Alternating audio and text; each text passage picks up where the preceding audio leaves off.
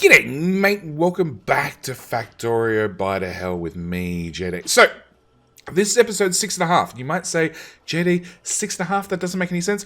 Well, what I'm doing different with this series is we're going to do 6 episodes, so you get one episode a day for the majority of the week, and then on the 7th day, I'm actually going to do a recap episode, and that's what today's going to be all about.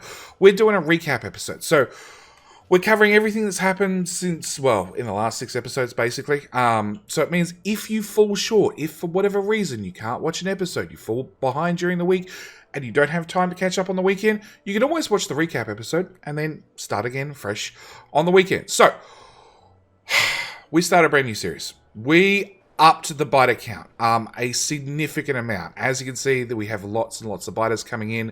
We have installed a Factorio mod, which means they're a little bit slower. They have 1/3 roughly the amount of hit points, but we end up with about 10 times as many of them. So we have a number of biters to keep us busy. And yeah, even with this many gun turrets shooting non-stop, yeah, we're not doing exactly well. So that's number one. It's really a biter playthrough. We're going to have a lot of biters out there. On top of that, they all drop loot. It's 2 different types of loot, 2 different types of mods. One is the Necromant mod, which we can use some of the biter stuff to convert into biter steak, chin-chin, bones, bones charcoal, alien DNA, and dried alien chemicals, whatever they are. Haven't even played with that yet. And the other thing we can get, which is actually hopefully right beside me, is small monster bodies. So the dead burn, one of my lovely viewers who is active on my Discord actually updated the mod because I was like, I really wish this mod worked, and lo and behold, 24 hours it did. And basically we can convert biter bodies into coal, or we can just burn it straight. So we're going to be burning biters, along with they also drop alien ore, which we can convert into different ore types. So as you can see, this little setup here is converting alien ore into iron, which we're smelting into iron plates, turning into ammo, and giving back to the biters, directly in the face. So, yeah, there's a whole lot of cleaning up that I need to do, obviously. Things have got really bad over the last couple of episodes. So, we start off in Burner City. Burner City was pretty okay. Nothing too much happened. Next episode, we continued. We got a first very, very early sort of, make some stuff, like Kickstarter base, that sort of stuff. We got red and green science running. From there, episode 3 kicked in, and we got green circuits up and running, because I was having a fairly lax playthrough. Biters hadn't shown up. Supposedly we had attacks. They didn't really show up. They didn't really do much. It was fine. Everything was perfect. Episode 4 started. We got a workshop done, and then towards the end of episode, things started going backward. Episode 5, really the hordes started arriving en masse. And in the last episode, episode 6, basically I had to wall in the whole base. We've run walls. We've run a gun turret. A gun turret belt all the way around the edge of the base. We're actually wrapping all the way down here to get oil.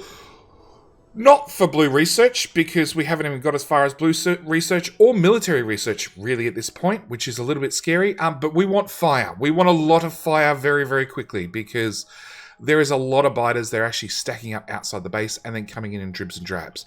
This is a biter hell, playthrough. So as you can see, the bases are fairly large, fairly often, and expansion is also set really, really high. I'd normally say an episode's roughly about 30 minutes, although I think the first couple of episodes were around about the 25-minute mark, and the last couple of episodes, just because I was under a constant attack, were along the 40-minute mark. So basically, biter expansion is roughly once every 30 minutes, sometimes a little bit more often, sometimes a little bit less. No, actually, I think max is out at 30 minutes. So they are expanding quite often and quite regularly. Anyway, that's pretty much like a recap for the first couple of episodes. We have red and green science running. We've got green circuits running.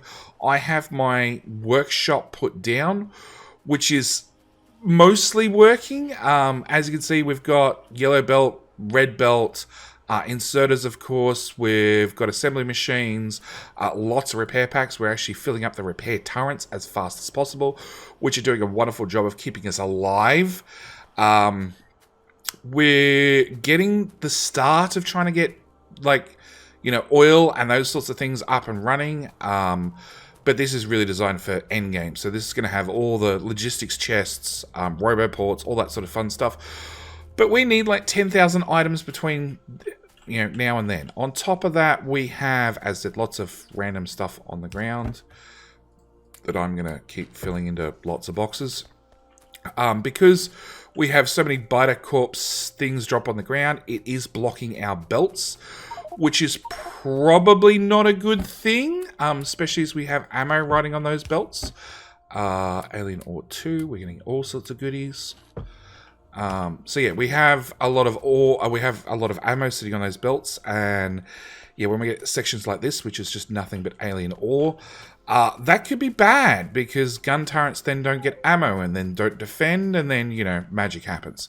On top of that, we are running...